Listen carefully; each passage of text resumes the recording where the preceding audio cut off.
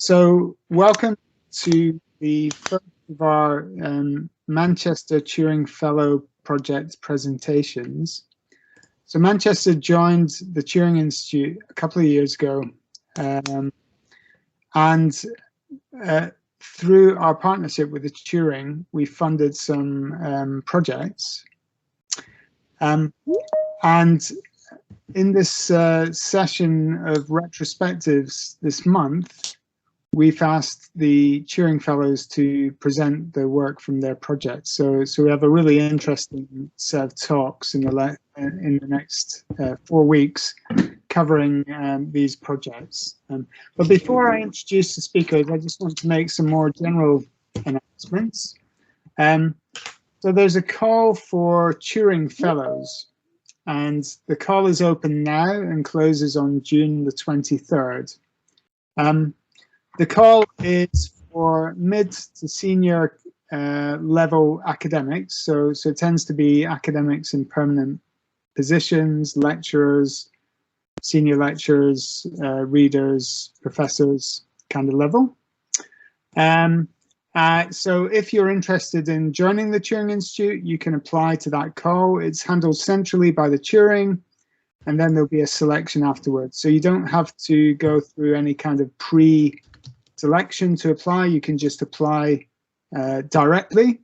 But if you have any questions about the Turing Institute or what it means to be a fellow, then you can email me and ask for advice. The only thing you need to apply is to be for this to be okayed by your head of school. Okay, so that's a kind of internal Manchester announcement. So apologies to external people. I can see Doug there, who used to be internal but is now external. Welcome. Another announcement before we start is the Turing is also looking for a theme lead for health and medical area of the AI for Science and Government program grant. So you can look at the data science website for details about that if anyone's interested. So Stefan Güttel is going to present, and Stefan's presentation is on symbolic time series forecasting using LSTM networks, a search space Odyssey. So over to Stefan. Well, thanks very much, Magnus, and thanks all for joining.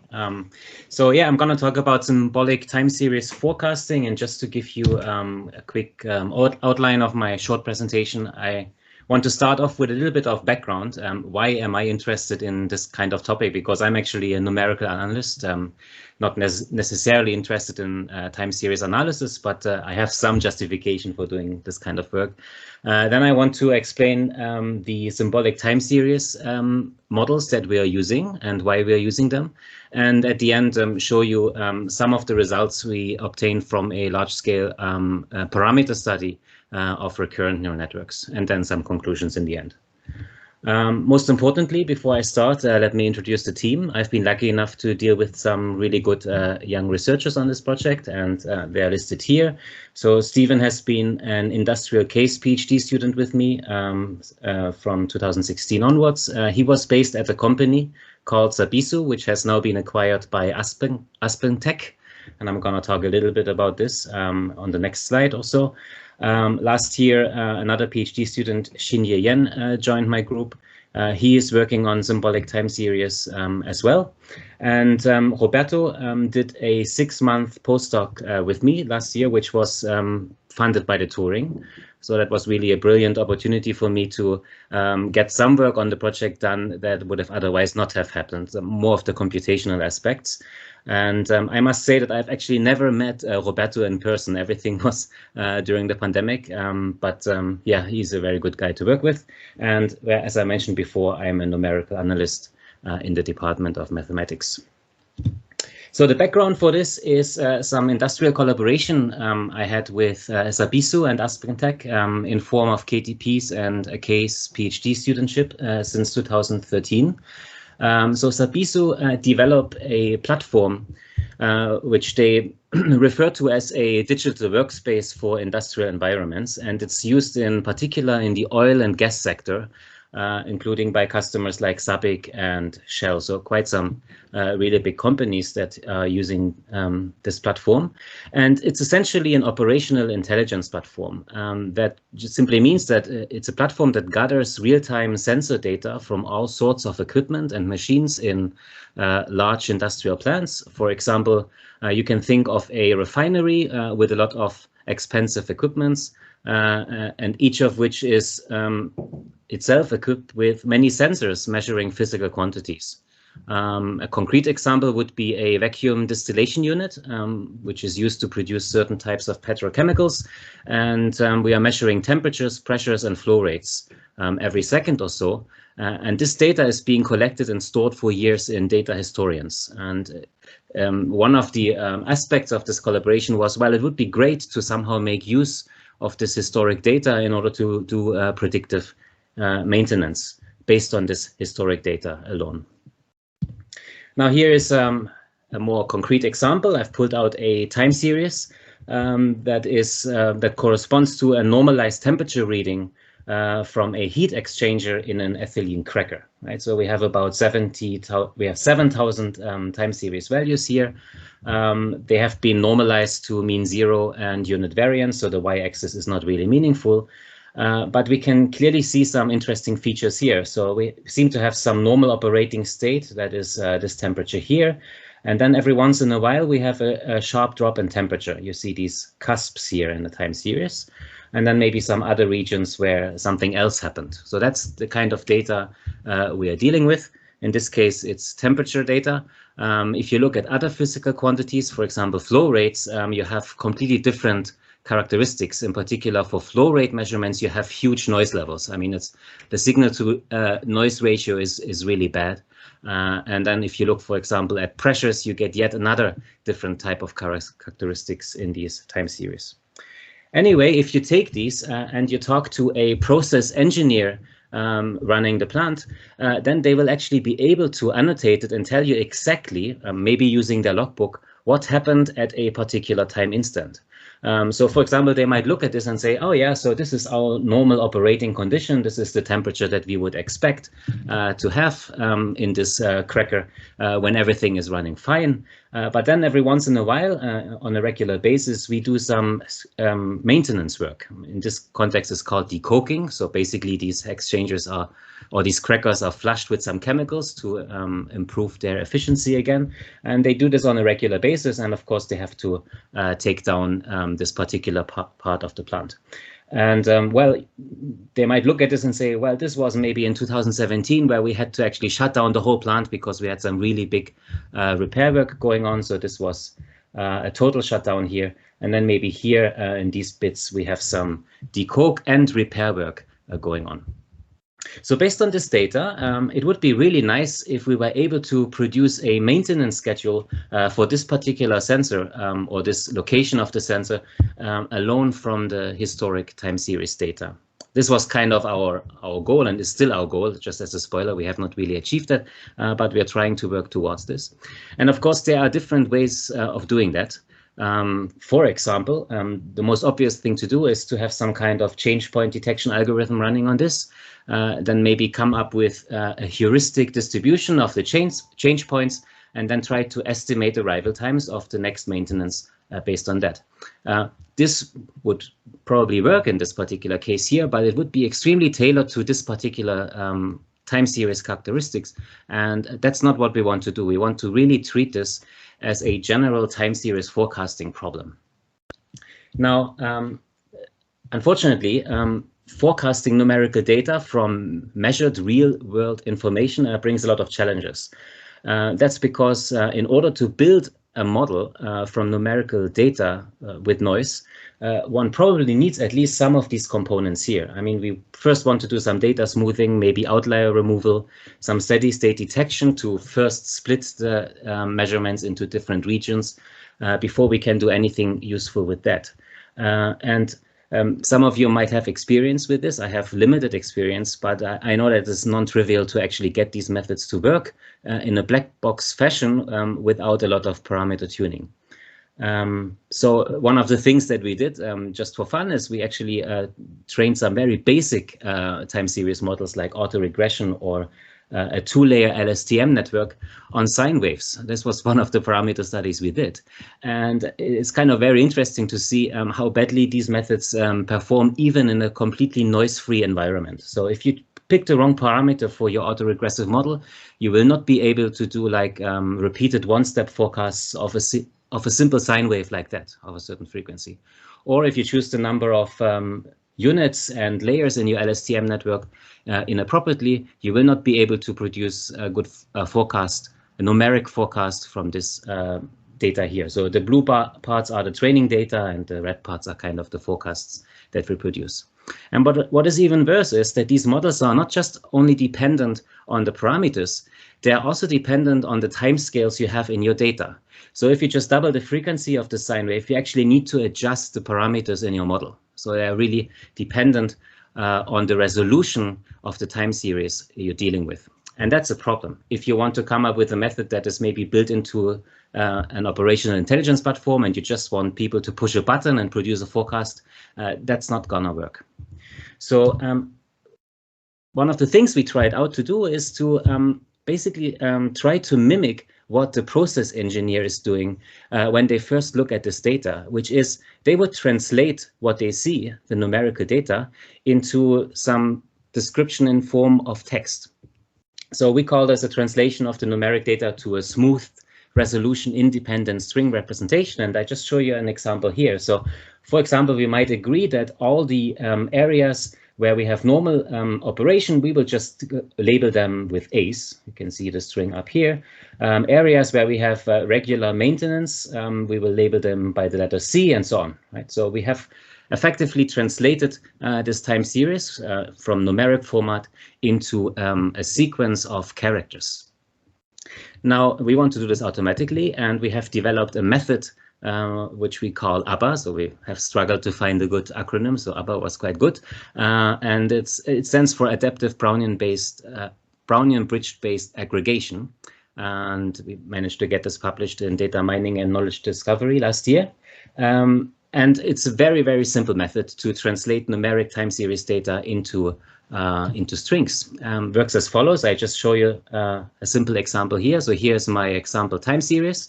The first thing we do is we adaptively approximate this by a polygonal chain using some tolerance tau. And of course, this tolerance will be related to the noise level in the data, should be slightly above the noise. Otherwise, we are just trying to represent noise, which we don't want.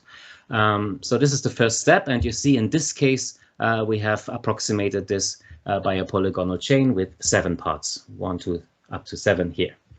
Now, each of these parts has a certain length. So this is the number of time steps you do on this axis here, and also an increment associated with it. So you can plot it in a 2-dimensional diagram of length and increments like this. Here are my 7 pieces. And now we run a mean-based clustering algorithm on these pieces. In this case, k-means, producing 3 clusters here. And you see all the pieces that have similar shapes, like, for example, 1, 6, and 4, which is this piece, and this. So they have similar slopes, and over a similar time range, they end up in the same cluster. Next step is to label the clusters, A, B, C in this case, and then to go back to the polygonal chain and reassign the labels to each of the pieces we are approximating. So that's piece A, this is piece B, this is piece B, and so on. Right. So this would be here our symbolic representation of this time series. And it's the only parameter that occurs here is this tolerance tau, which we estimate from the noise level. So we typically use like twice the noise level in order to set this tolerance. The rest is almost automatic, except the number of clusters. So we need to get rid of this dependency as well. And this is actually possible because we can do some analysis of the reconstruction error. So if you compress a numeric time series into the symbolic representation, you replace all the pieces by the cluster centers, then of course you have done some error, right? Because you have basically, you end up with a different polygon. But just by the fact that actually when you take a mean of n numbers and you just add the mean n times, you get the same sum as you get by just summing the numbers originally. This representation has the interesting property that the error of this representation is 0 at the beginning and 0 at the end. So it's like a Brownian motion that is started at 0. It starts at 0 and also comes back to 0 at the end. It's called a Brownian bridge, and it is a well-known object, and we know exactly what the expected error is at any time point. So we can quantify the variance at any time point of the time series, and we can then balance this with the in-cluster variance of the k-means clustering. So we want to balance these two errors, the clustering error and the representation error, and by doing so, we can estimate a good value for k automatically. And we have done large-scale comparisons with other symbolic representations and found that this compares favorably with some alternative techniques. So we are happy with this bit. We can now translate numeric data into these string sequences almost in a black box fashion. And now, of course, we want to use some character-based machine learning model in order to do predictions. And well, we used LSTMs and GRU networks for this purpose. And we have basically tested different configurations on the UCR time series classification archive, which has a bit more than 100,000 time series in it. And there are some preprints we have produced on that, and we are about to submit a paper to ICONIP this June, so this month, which has some of the results that I will just briefly summarize with a couple of pictures. I'm not going into too much details here, just some of the key findings. So the first key finding that we have is that when you do this kind of translation to a character-based string, and then you do forecasting using a character-based LSTM, your forecasts will automatically look visually closer to the truth than what you get from a raw LSTM model trained on the numerical data. So on the left, here is some training data shown in blue, and the red dashed curve is a forecast obtained by just feeding in the numerical values into the LSTM and producing a forecast. While on the right, the red dashed curve is what you get from this character-based model. And because it's trained on the shapes of the time series, it's bound to produce shapes of the time series, and therefore it looks visually more appealing and closer to what you expect. Now you might think that's rather unscientific. Why do you care how it looks? It is true, I agree, we should really measure errors, but if you present this as a forecast in some kind of operational intelligence platform, the engineers will not trust it very much and not want to use it, right? You should at least look close to the historic data. Of course, we have also tried to quantify the forecasts using different measures like Euclidean norm and dynamic time warping. And we found that the forecast produced by the symbolic model, the ABBA LSTM model, is at least as good as the numeric forecast, but the models are typically twice as fast to train. So if nothing else, then at least these models are faster to train. At least that's what we found from these experiments. And we have also tried to get some understanding of the learning capacity of LSTM and GRU networks dependent on the complexity of a symbolic string. For a numeric time series, it's rather difficult to actually quantify its inherent complexity, right? We would agree that a straight line is very simple, whereas if there's a lot of noise, maybe we have high complexity.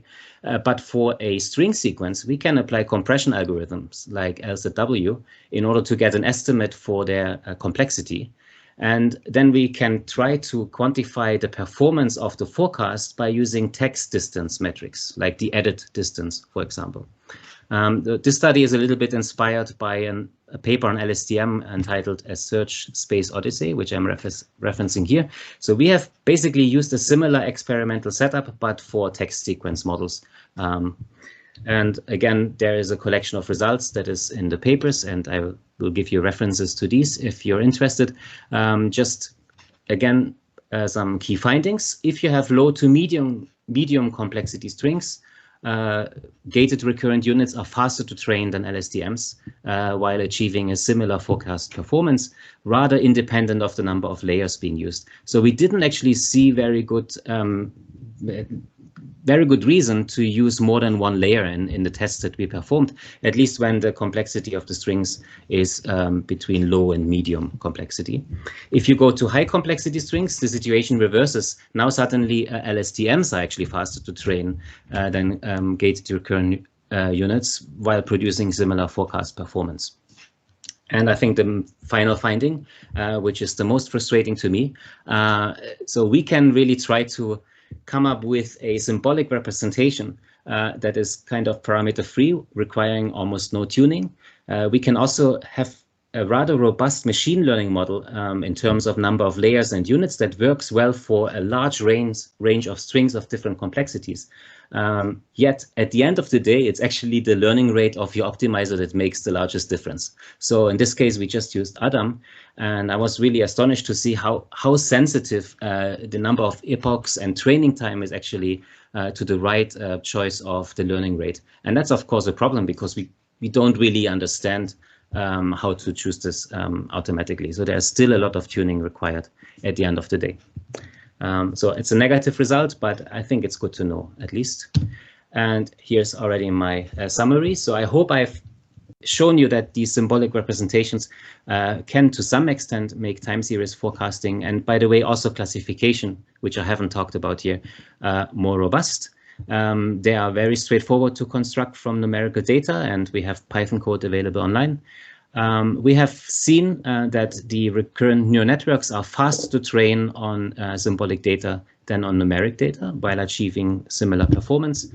And there's just a bit more work to be done. So for example, we would like to understand now, what does it mean if we have a string forecast that is close to the truth? What does it actually mean in terms of more common forecasting measures like dynamic time warping distance? Can we develop bounds for these? And of course, we try to generalize this to multivariate time series as well. Yeah, so that's the end of my presentation, and I'm very happy to answer any questions. Thank you, Stefan. That was a great whirlwind through those very interesting methods. So let's open this up for questions. I have some, but I don't want to hog the floor. So if you have a question, you can either write it in the chat, or you can just unmute and ask away. So I don't actually see the chat at the moment. So if there's a question on the chat, if you can read it out, Magnus, that would be great. Someone Suno has asked, did you try transformers? Yeah, I knew that this will come. No, we haven't. That's the short answer. Would be interesting to do so. And yeah, but we haven't tried it yet. Okay.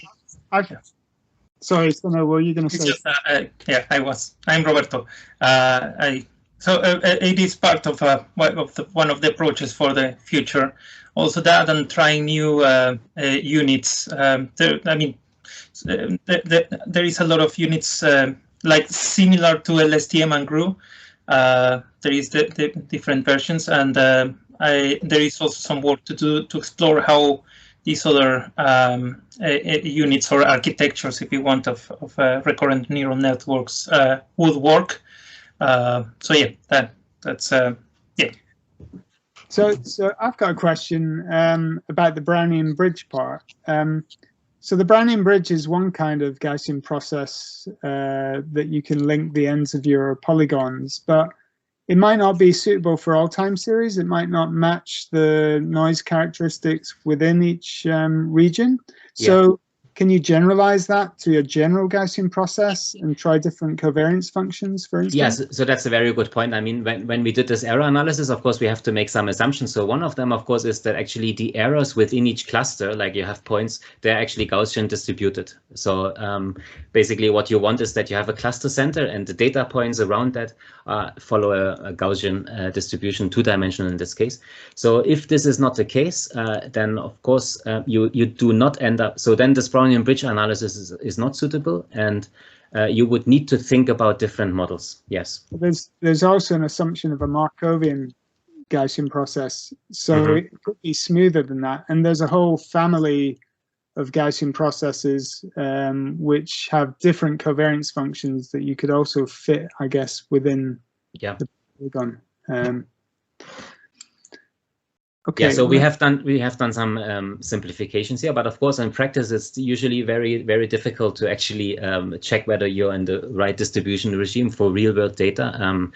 We have just found that so the only place we actually need this in the code is to estimate the number of clusters k. And in fact, Shinji is now working on a greedy method that does not use k-means. So we are hoping to replace k-means anyway. So hopefully we won't need this Brownian bridge assumption in the long run. Right. Okay. Well, if there's no more questions, then let's thank Stefan. We can't really thank in the normal way. Well, thanks very much. Yeah. Thank you very much. So there was tons of stuff there. I'm sure people will want to, contact Stefan and ask for more details or look at the papers that he referenced there. Very cool stuff. Thomas House, who's our final speaker, and he's going to talk about analysis methods for epidemiological data and subgroups with correlated outcomes. And Thomas has been heavily involved in modeling in COVID in the last, since the pandemic started, and been super busy on this. So it's great that he has time to come and give a presentation now. I hope we've not taken away from his critical modeling work. This is possibly also related, I guess. So thanks, Thomas.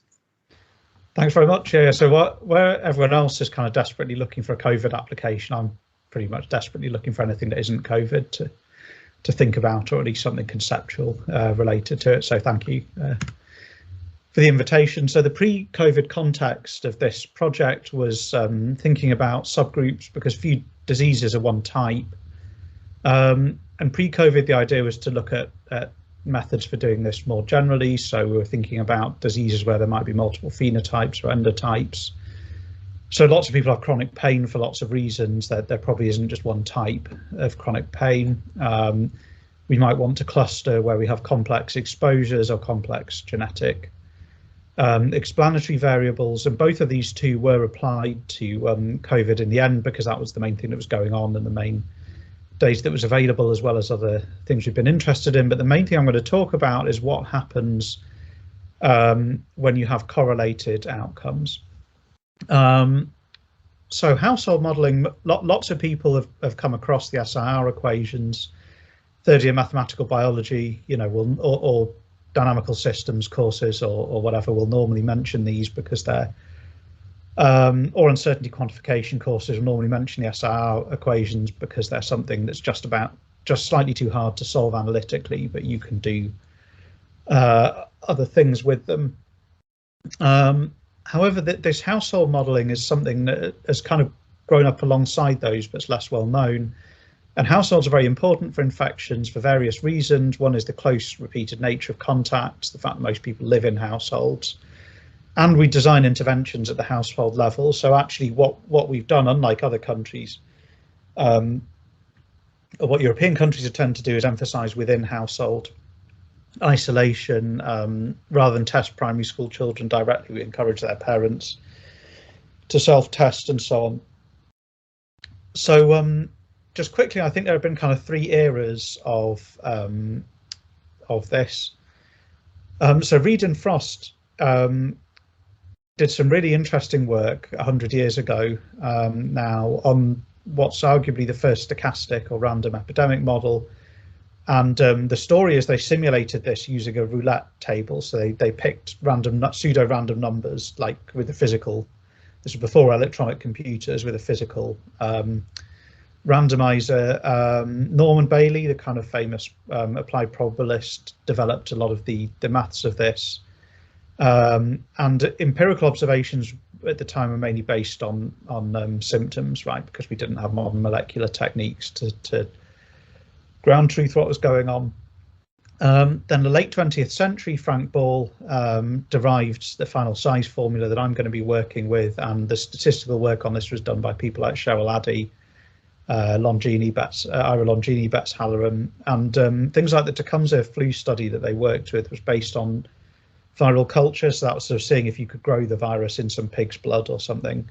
And in the 21st century, of course, MCMC and other things have jumped in, ABC as well. Michael Stumpf did some stuff with ABC for household model. It's Tina Toney, I think, and Michael Stumpf did some work on ABC. So even fancier methods. And the point is modern molecular techniques have now taken out a certain amount of the guesswork in that we can test people and find amounts of viral RNA or look at their blood and look for antibodies. Now, the interesting point is when someone wants an answer quickly, you don't fire up your fancy MCMC sampler, you go back 20 years, and that is my main takeaway from doing any kind of fast work, is that you're better off doing very well understood techniques carefully. But those techniques were cutting edge at the time, so we still need to develop cutting edge techniques. They just need a few years of being translated and well understood and so on. So the papers on archive that I'm going to talk about, the methodology was developed by Tim Kinian-Dewey, who was the main sort of cost on the grant, but has since done what is probably a familiar career pathway to a lot of people here and gone to work in industry. So it's working at, is it Peak.ai, who are quite a cool AI firm around the centre of Manchester somewhere, who I think we've got other links with. So although it's a shame to lose Tim, it's nice that he's going on and contributing to the AI ecosystem. But the methodology was developed and is also on archive under revision at one of the stats journals, so it'll take years. But this has been work done with the Office for National Statistics COVID-19 infections survey, and I think one of the few things the UK's done really well is setting up this. Well, we actually do some things quite well. So things the UK is good at is sequencing, and we are good at modelling, and we're good at vaccinating, and we're also good at commissioning studies. So it's Jeremy Farrar pushed for this study, and various other people, and Sarah Walker at Oxford is the academic who's really made it happen.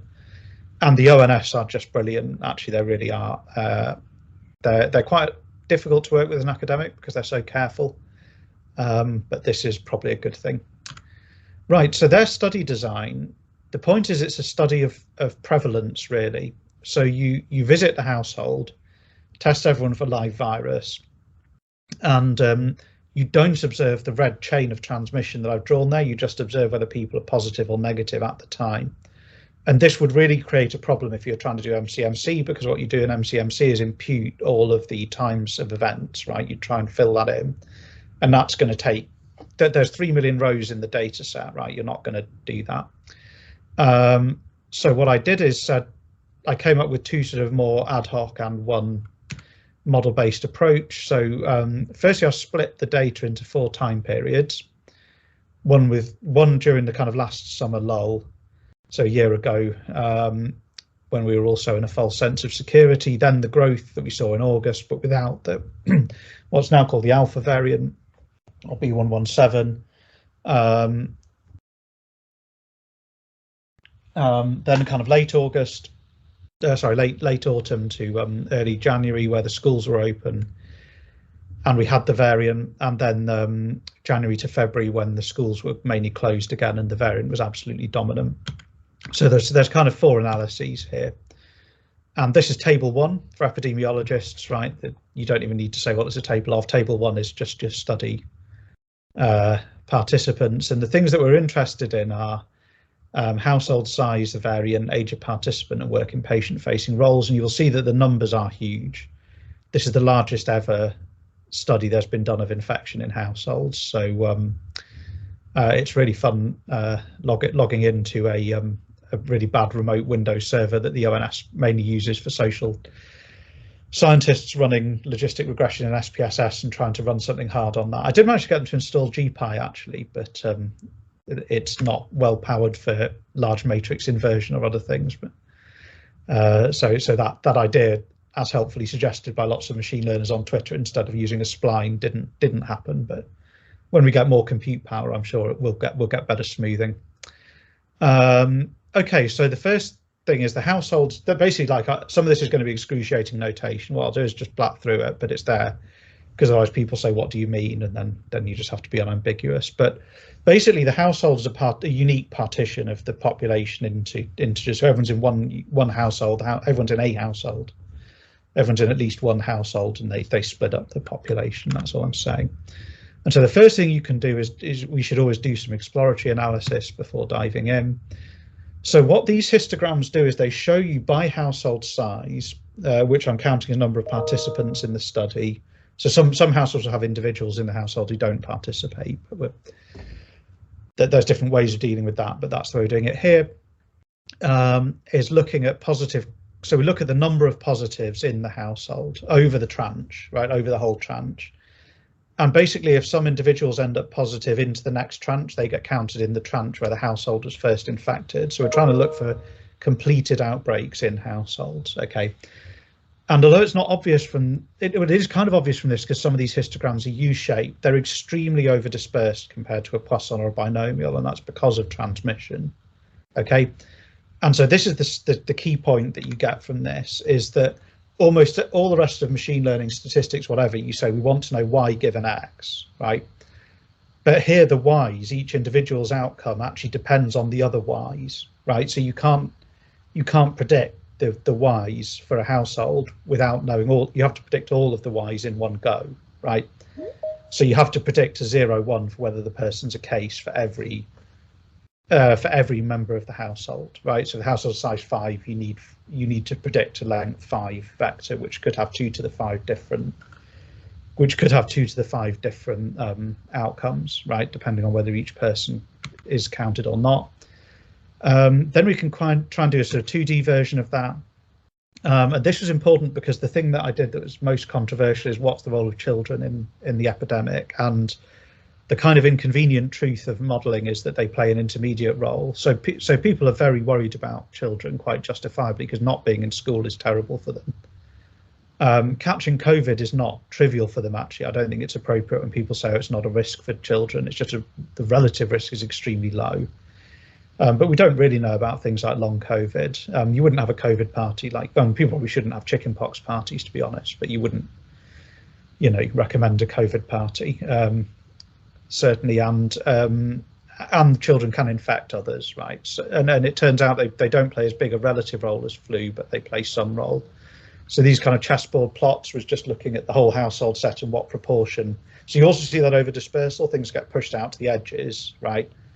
But you see a certain number of proportion positive in each household that is under 16, and with no over 16s positive. And the only way that could happen is if children were bringing it into the household, right? Which is not the answer anyone wanted, but that you have to then policymakers have to make the decision about whether the schools are open or not on the basis of balancing harms. So I also did a Pearson residual analysis, which I quite like doing, about which showed the invasion of the alpha strain. So we saw that via what's called S-gene target failure, where the PCR machines that detect there's a knockout in something called del60. There's a point mutation called del6970 in the 117 variant that means that the TAC-SEC machines don't trigger on the S gene, basically. So you just get these OR plus N positives. So the kind of positive you can be, you can not be a positive, you can be an other, you can be all 3 of the TAC-SEC positives, that's OR plus S plus N, or you can miss the N. Yes, sorry. And what you see is basically this invasion of the OR plus Ns. So they're the ones without the target failure. And this is counting pairs of individuals in household by the pattern of PCR positivity. And what you see is that consonant PCR patterns tend to sit together in the household, right? Which is also exactly what you'd expect if they're linked via transmission. Okay, so that's the exploratory analysis. Then just oh god, how long have when did I start actually? Was it 5 past or? And I've got 15 minutes, but when would you like me to end, Magnus? Apologies about that. My daughter just turned up at the front door and she was screaming at me through the window. So. Oh no.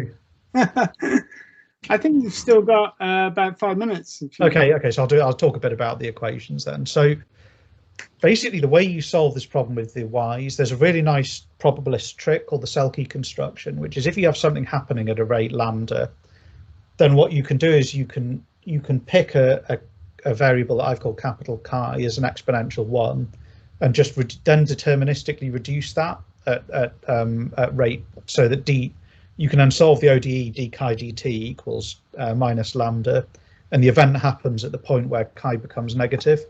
And that holds because of this identity at the bottom, and this is a really useful it's a really useful identity that Magnus may have come across when he was Filippo's examiner, but it's a nice thing because then you translate it. It's another way of solving a time inhomogeneous Poisson process without thinning, so you can solve an ODE instead of doing thinning, basically. And you can do this analytic work. So this was Frank Ball's great insight, was that you could apply this Selke construction to work out a set of equations that takes the form 1. So you have a matrix that depends on your model parameters times a vector, and the vector contains the probability for every different household outcome, and that equals a vector of all ones. So you can also turn that problem into a linear algebra problem. So the components of this final size equation, which are a bit complex, are there's a probability of infection from outside, and then I use a link function to relate that to a linear predictor, which is alpha naught plus alpha times the feature vector for each individual. So each individual has a relative probability of bringing in from outside. And I just do the stats trick of using a link function so that the probability lives in 0, 1, but the linear predictor lives in the reals. Then there are these final size equations, which is the clever bit. Now you have to go through this argument that I'm not going to try and do in a minute, where you say, well, either no one gets it in, or one person gets it in, they don't infect everyone else, or they get it in, they infect one other person but no one else, and that's what fills in the entries of that matrix B. And the reason the Laplace transform comes in is because of this Selke construction, basically, that the probability that you exceed the chi when something's an exponential 1 turns out to be a Laplace transform. And in that, there's also this rate of one person infecting another. And that's what's so interesting about household data, that where we've really changed our behavior between household mixing, that within household mixing, you argue, yes, people do change it in a pandemic, but it's a sort of purer test of transmissibility without a lot of the confounding that you get from other population studies. And so I associate with each person a susceptibility and an infectivity, again, with a link function that puts that on a linear predictor. Okay. So I can then write down a likelihood. So I'm boring, I do likelihood-based fitting, not loss function or something else. So there's still a probability of everything. There's a probability model, but it's a probability model that comes from a kind of these mathematically interesting Ball equations. Getting this model fitting to 3 million observations on this Windows 7 server is non-trivial. And the ONS Data Science Campus, who I think we should talk to a bit, actually, they're a really good bunch of people have helped me try to put this in number.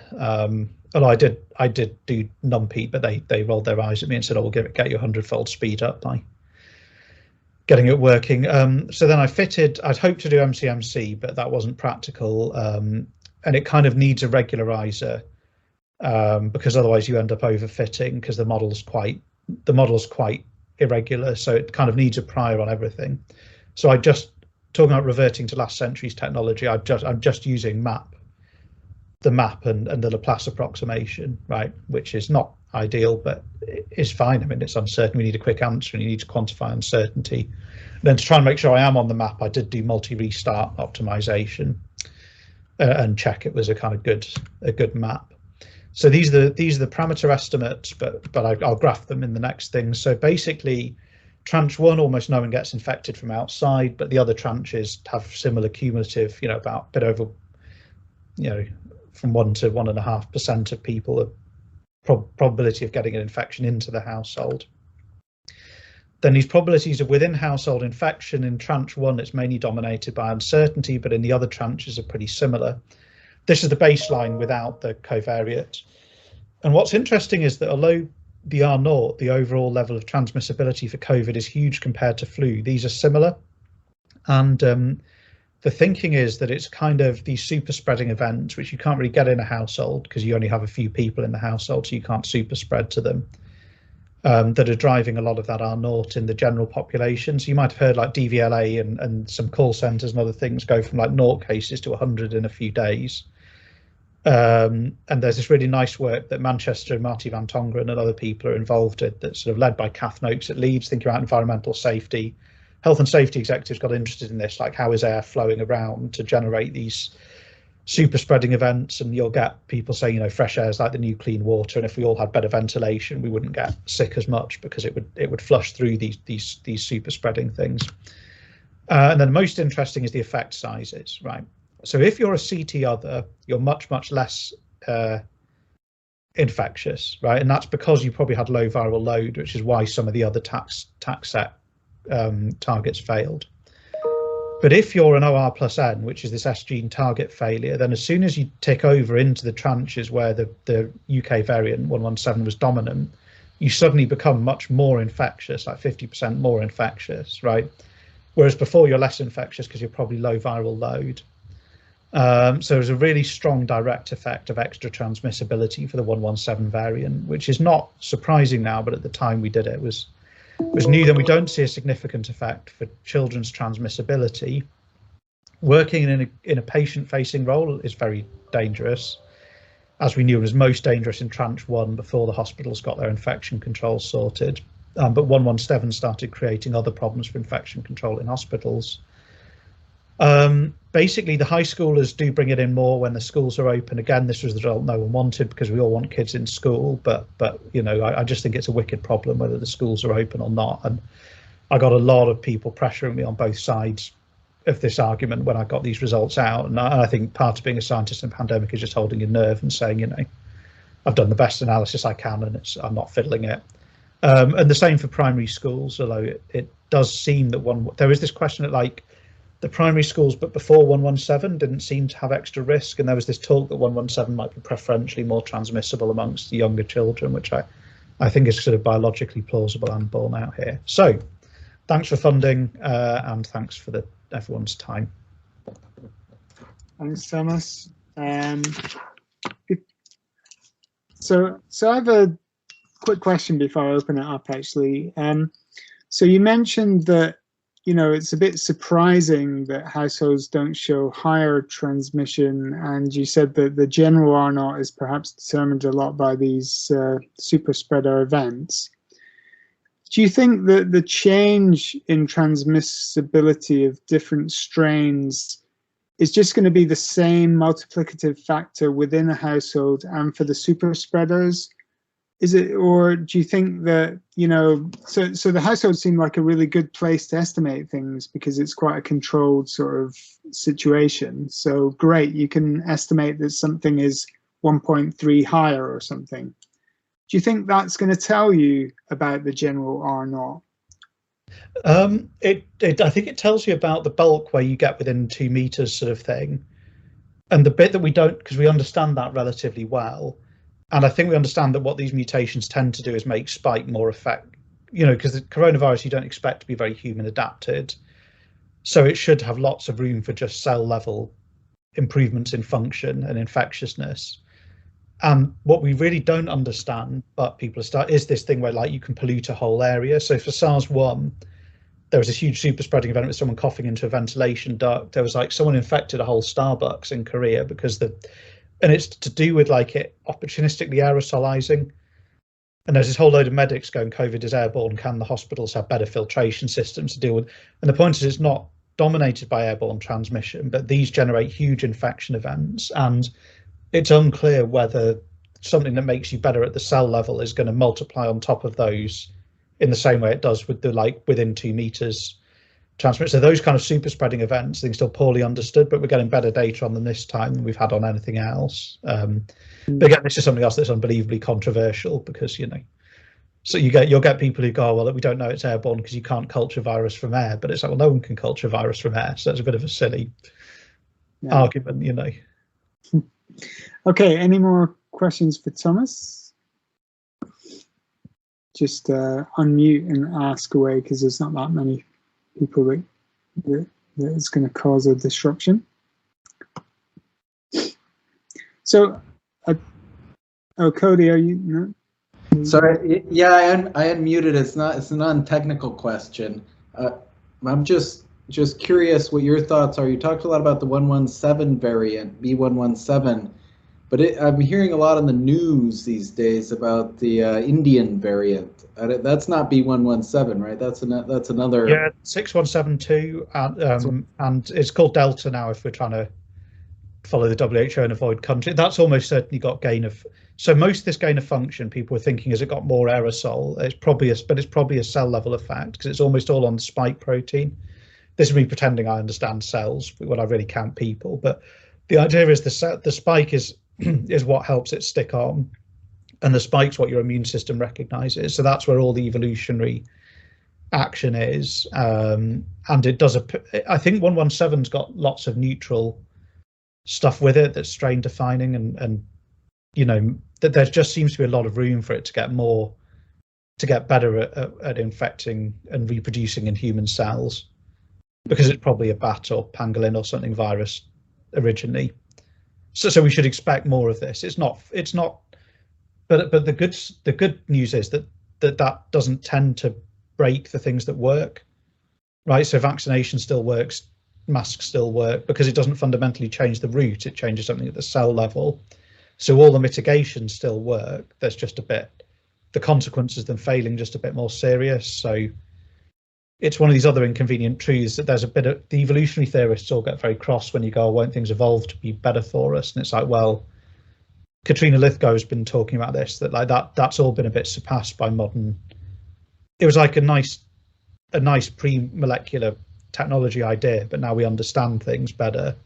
There's no reason for thinking that these like more verbal arguments about evolution are going to hold when you know the detail, right? Okay. Thanks. Thanks, Thomas. I got one more question. So, do you do a lot of sort of posterior checks of your model statistics to see if they look like they're generating data that sort of fits with what you see? And are there clear sort of deficiencies of the model that then make you sort of go back and think, I need more features?